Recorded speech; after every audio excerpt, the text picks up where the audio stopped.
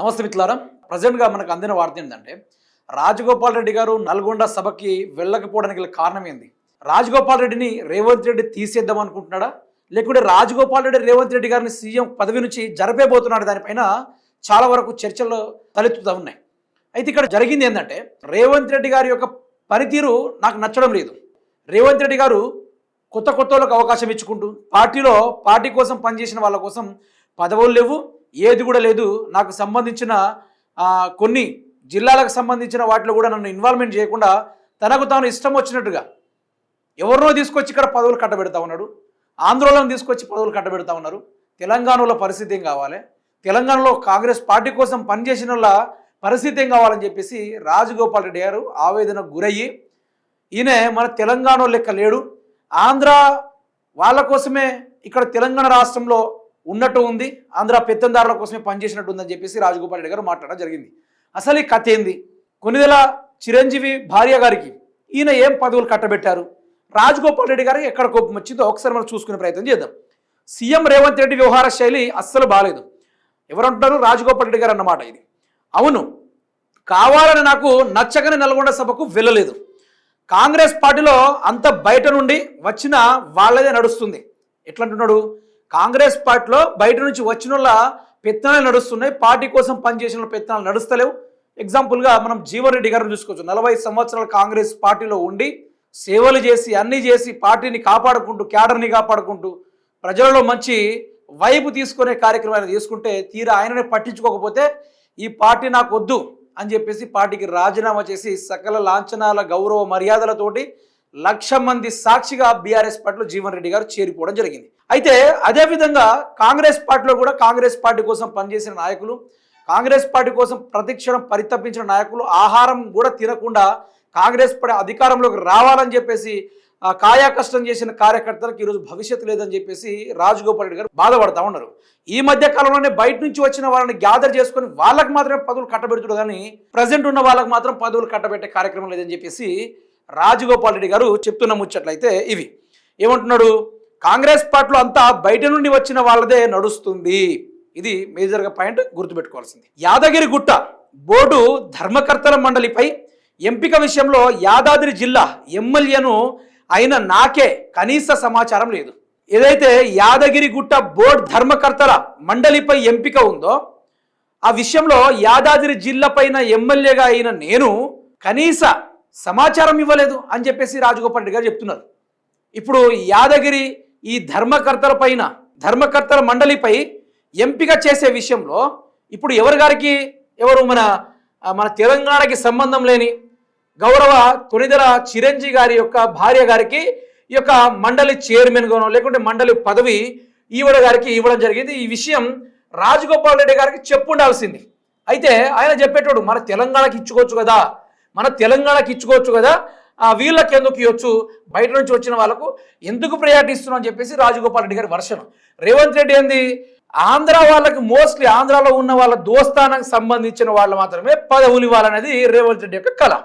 ఈ వ్యవహారం చూసి తట్టుకోలేక రాజగోపాల్ రెడ్డి గారు చెప్పింది ఇదే. కాంగ్రెస్ పార్టీలో ఉన్నోళ్ళ కన్నా బయట పార్టీలోకే ఎక్కువ ప్రయారిటీ ఇస్తున్నాడు ముఖ్యమంత్రి రేవంత్ రెడ్డి అని చెప్పేసి మాట్లాడుతూ ఉన్నాడు. ఇక్కడ మనకు అర్థం కావాల్సింది ఏంది, కంప్లీట్గా క్లియర్గా ఆంధ్ర వాళ్ళకి డైరెక్ట్గా ఇస్తున్నాడని రాజగోపాల్ రెడ్డి గారు చెప్తా ఉన్నారు.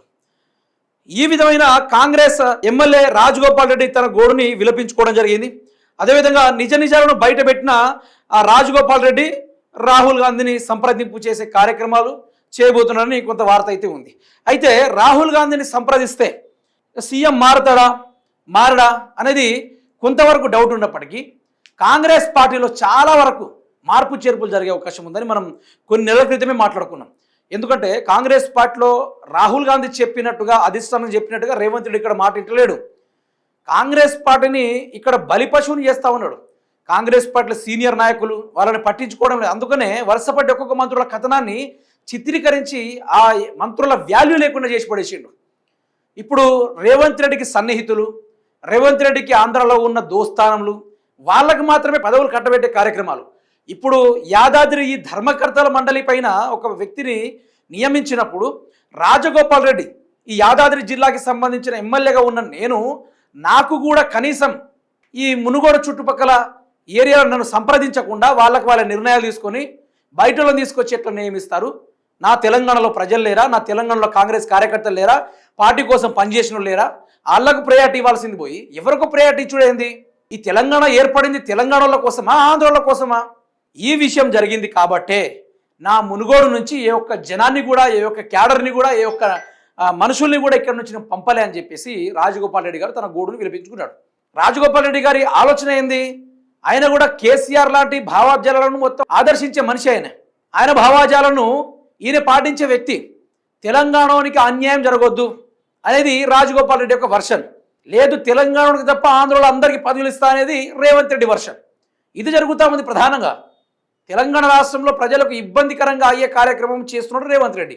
మన నిధులు, మన నియామకాలు అని చెప్పేసి కేసీఆర్ కొట్లాడితే రేవంత్ రెడ్డి గారి తత్వం ఎట్లుందంటే, నా దోస్తానం, నా తీహార్ జైలు దోస్తానం, నా యొక్క ఆంధ్ర దోస్తానం, వాళ్ళకు మాత్రమే పదవులు, కాంట్రాక్టులు, నా కబ్జాల విషయంలో నా బినామీలుగా, నా ఇంట్లో వ్యవహారంలో నడిపించేటట్టుగా వాళ్ళందరినీ రేవంత్ రెడ్డి మేపుతున్నాడు అని చెప్పేసి రాజగోపాల్ రెడ్డి గారు చెప్పారు. అంటే ఇక్కడ ఒక్కొక్కరు తెలంగాణ రాష్ట్రం మీద ఆంధ్ర బురద జల్లు కార్యక్రమాలు, పచ్చ మూకలు ఇక్కడ ఎందుకు కొరుతున్నారంటే, తెలంగాణ యాస మీద, భాష మీద, రాజకీయాల మీద ఈ యొక్క పచ్చ రుద్దుడు ఎందుకు రుద్దుతున్నారంటే, because of behind the Revanth Reddy plan. Totally behind the Revanth Reddy plan he pushing to front. Back నుండి ముందుకు పుష్ చేస్తా ఉన్నాడు వీళ్ళని. ఏదైనా చేయర్రి, తెలంగాణ ముఖ్యమంత్రిగా నేను, నాదే హోంశాఖ, నేను చెప్పింది నడుస్తుంది ఇక్కడ, మీరు ఏదైనా చేసుకోండి, I will give full support to అన్నట్టుగా కొందరు ఆంధ్ర పచ్చ కుక్కలకు కూడా రేవంత్ రెడ్డి గారు గ్రీన్ సిగ్నల్ ఇచ్చినట్టు ఇవన్నీ చూస్తూ ఉంటే తెలంగాణ రాష్ట్రం పైన ఏదో ఒక రోజు ఈ యొక్క ఆంధ్ర వ్యవహారం మొత్తం ఇక్కడ దిగినట్టు ఉంది. రేవంత్ రెడ్డి ప్లాన్ ఏంటంటే సమైక్యాంధ్రలో తెలంగాణను కలిపే ఆలోచన ఇక్కడ మనకు కనబడతా ఉంది. సో రాజగోపాల్ రెడ్డి గారి వర్షన్ ఇది. ఇదే విషయంగా ఈ వీడియో కాంగ్రెస్ కార్యకర్తలు కూడా చూస్తారు, కాంగ్రెస్ ఎమ్మెల్యేలు కూడా చూస్తారు, మినిస్టర్లు కూడా చూస్తారు. మీ యొక్క అభిప్రాయాన్ని దయచేసి, కాంగ్రెస్ పార్టీ స్వచ్ఛంగా ఉండాలి, ఇంకో 10 కాలాలు అధికారంలో ఉండాలి అంటే రేవంత్ రెడ్డి అధికారంలో ఉండాలన్నా వద్దా అనేది మీ విలువైన అభిప్రాయాన్ని కామెంట్ రూపంలో తెలపండి. ఎందుకంటే ఇది తెలంగాణ రాష్ట్రంలో ప్రజల్ని పట్టించుకోకుండా ఆయన చేస్తున్న వ్యవహార శైలి మనం చూసుకోవచ్చు. తెలంగాణ బిడ్డలకు ప్రయారిటీ ఇవ్వాల్సింది పోయి ఆంధ్ర వాళ్లకు ప్రయారిటీ ఇచ్చుకుంటూ రేవంత్ రెడ్డి కాలయాపన చేస్తూ ఉన్నాడు.